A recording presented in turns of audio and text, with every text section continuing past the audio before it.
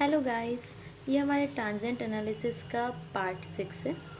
ठीक है, आज हम इस वीडियो में कुछ नए क्वेश्चंस देखेंगे। तो आइए हमारा नेक्स्ट क्वेश्चन देखते हैं। तो हमें एक सर्किट गिवन है, ठीक है, जिसमें ये हमारा एल और आर, ठीक है, ये हमारा सीरीज़ में कनेक्टेड है और इसके यहाँ पे एक वोल्टेज सोर्स कनेक्ट किया गया। अब यहाँ पे स्विचिंग जो है वो ये स्विच जो है t=0 पर क्लोज़ किया जा रहा है। उसके बाद आपसे क्या पूछा गया कि करंट बतानी है, हमें सर्किट में करंट बतानी है और वोल्टेज बताना है अक्रॉस रजिस्टर और इंडक्टर के।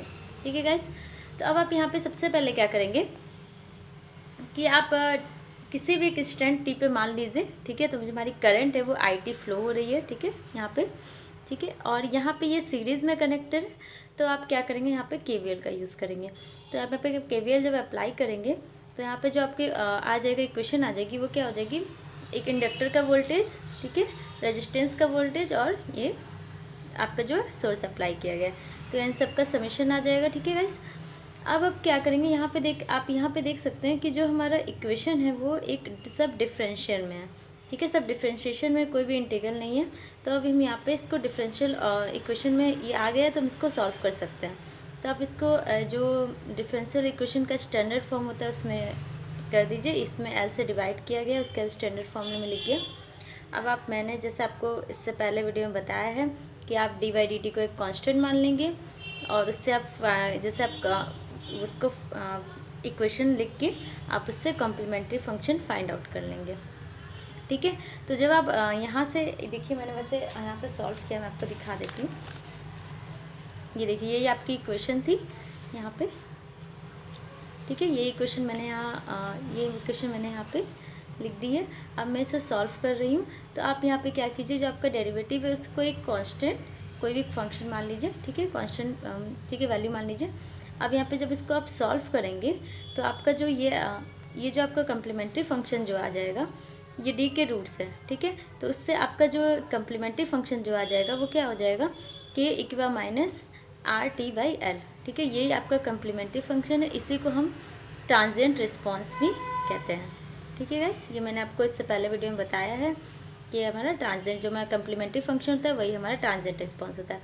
अब यहाँ पे आप देख सकते हैं कि जो यहाँ पे हमारा एक और कांस्टेंट है, जैसे कि अगर आप इसको dy/dt को आपने क्या एक कांस्टेंट माना, लेकिन अब जब कॉमन ले रहे सिर्फ जो भी टर्म IT के साथ है, ठीक है, जिसकी वैल्यू हमें फाइंड आउट करनी है, बस उस वाले टर्म को कॉमन आपने ले लिया IT के जो भी साथ था और आपका एक कांस्टेंट टर्म बच जा रहा है। अब इस यहाँ पे आ गया तो हमारा ये पर्टिकुलर इंटीग्रल भी यहाँ पे हमारा फाइंड होगा, जिसे हम स्टेडी स्टेट रिस्पॉन्स भी कहते हैं।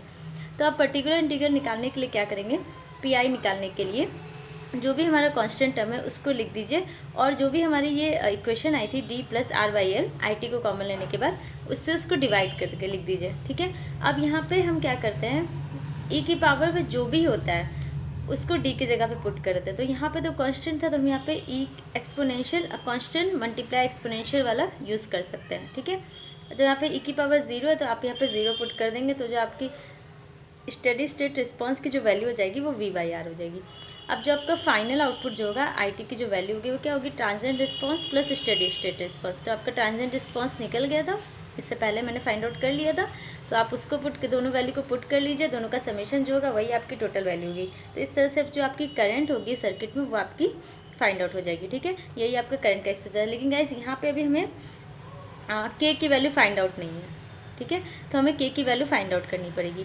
उसके लिए हम क्या करेंगे, यहाँ पे जो सर्किट है यहाँ पे हम इसको t0 पे इसकी जो सर्किट है उसको ड्रॉ कर लेंगे, ताकि हम जानते हैं कि इंडक्टर की प्रॉपर्टी का हम यहाँ पे यूज़ कर सकते हैं कि जो इंडक्टर में जो भी पहले स्विचिंग के पहले जो भी करंट होती है वही स्विचिंग के बाद भी होती है, तो हम इसका यहाँ पे यूज़ कर सकते हैं। आप वैसे यहाँ पे t=0 पे सर्किट ड्रॉ करेंगे तो भी आप देखेंगे जो इंडक्टर होगा वो इनिशियल में क्या हो जाएगा, वो ओपन सर्किट की तरफ बिहेव करता है। जब ओपन सर्किट की तरफ बिहेव करेगा तो यहाँ पे कोई भी क्लोज पाथ नहीं है, तो आपकी जो करंट होगी इस समय वो 0 हो जाएगी सर्किट में, और वही करंट जो हमारी होती है वो I0+ होती है। तो I0+ की वैल्यू जो हो जाएगी वो 0 हो जाएगी। अब आप I0+ की वैल्यू 0, इसको आप क्या करेंगे, ये जो हमने यहाँ पे इक्वेशन इसको 1 मान ली थी, अब आप इसमें पुट कर देंगे, तो उससे क्या होगा देखिए। ठीक है, तो हमारी यही इक्वेशन थी।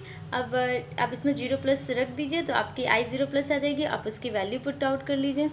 फिर इससे आपकी के की वैल्यू फाइंड आउट हो जाएगी। तो के की वैल्यू होगी माइनस वी बाई आर हो जाएगी, ठीक है। अब आप ये के की वैल्यू आई टी के एक्सप्रेशन में रख देंगे तो आपकी आई टी का एक्सप्रेशन आ जाएगा, ठीक है गाइस। यही यहाँ पे देख लीजिए, यहाँ पे इन्होंने फाइंड आउट किया है, ये कहाँ, ये रहा, ठीक है। आई टी की वैल्यू जो है वो इन्होंने यही फाइंड आउट की है। हमारी वैल्यू भी देखिए, मैंने यहाँ पे सॉल्व किया था जो भी, उसकी वैल्यू भी वही आई है, ठीक है। अब आपकी आई टी की वैल्यू फाइंड आउट हो गई। अब आपको जो नेक्स्ट फाइंड आउट करना था वो था वोल्टेज फाइंड आउट करना है रजिस्टर और इंडक्टर के अक्रॉस।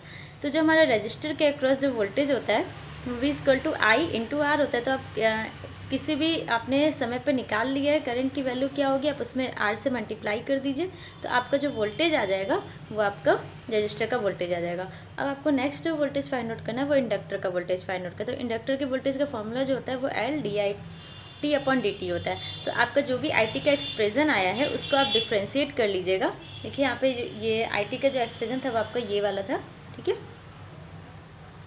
आपका आई टी का एक्सप्रेशन ये था। अब जब आप इसको डिफरेंस हो, यहाँ पे 1 हमारा कांस्टेंट है, 0 हो जाएगा, और एक ही बार माइनस एक्स जो भी है एक्स टी, आप उसका डिफ्रेंसिएशन जानते हैं तो उससे डिफ्रेंशिएट कर लीजिएगा। तो आपकी जो इंडक्टर की वोल्टेज का फॉर्मूला ये आ जाएगा, ठीक है गाइस। तो ये आपका दोनों फाइंड आउट हो गया। अब यहाँ आपकी जो 3 वैल्यू इन्होंने पूछी थी वो तीनों फाइंड आउट हो गई है। अब जो आपका नेक्स्ट है यहाँ पे ये ग्राफ प्लॉटिंग है, ठीक है। तो आप देखिए यहाँ पे ये आपका तीनों का ग्राफ गिवन है, ठीक है।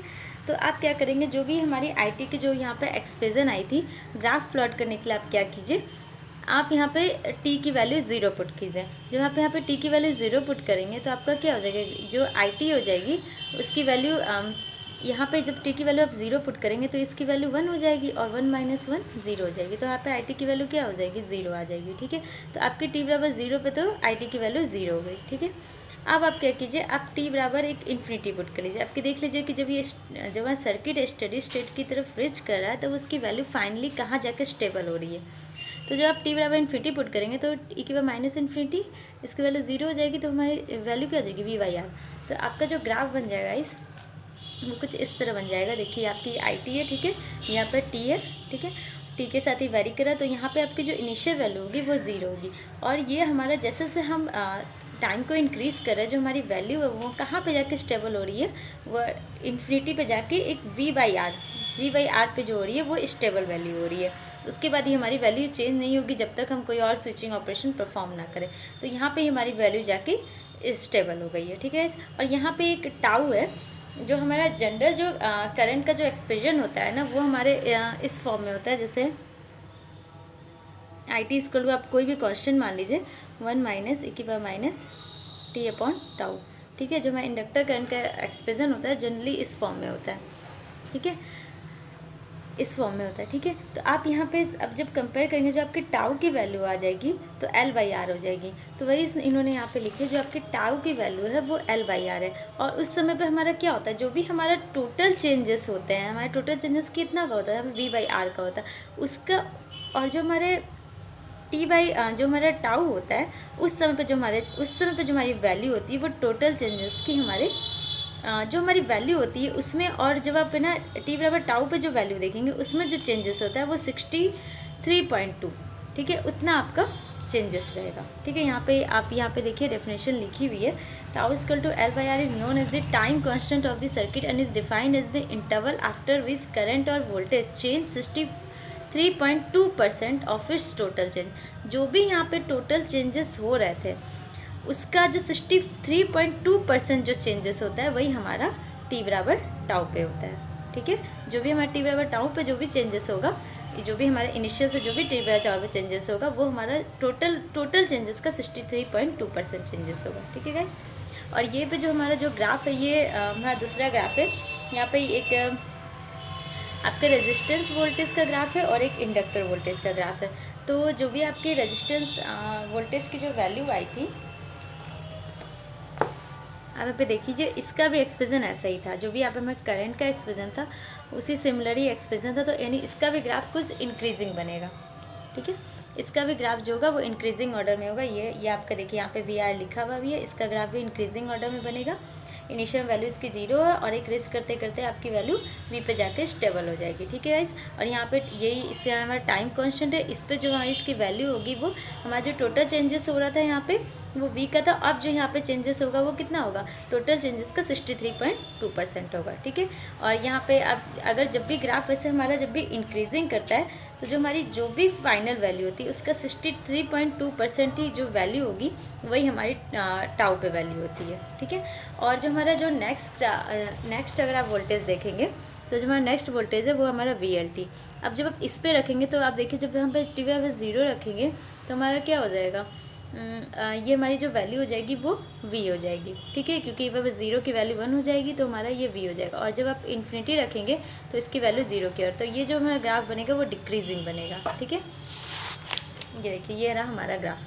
ठीक है, तो ये भी हमारा जो ग्राफ बन रहा है ये हमारा डिक्रीजिंग ऑर्डर में बन रहा है। ये आप देख सकते हैं यहाँ VLT और यहाँ पर टाउ की वैल्यू जो है, यहाँ पे भी आपका जो टाउ है जो यहाँ पे चेंजेस हो रहे थे, यहाँ पे टोटल चेंजेस के जो भी आपके यहाँ पे चेंजेस होंगे, ये देख लीजिए आपके यहाँ पे जो चेंजेस हो रहे हैं 0.632 V हो रहे हैं, यानी आपके 63.2% जो चेंजेस हो रहे हैं वो आपके टाउ पे हो रहे हैं। ठीक है guys, okay guys, thank you.